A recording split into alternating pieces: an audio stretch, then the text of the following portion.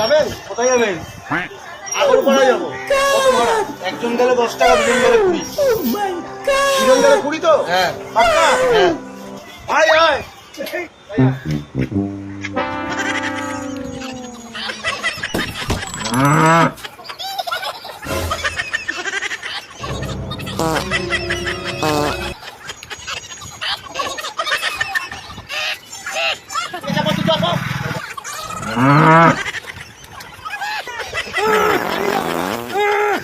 जोर लगा के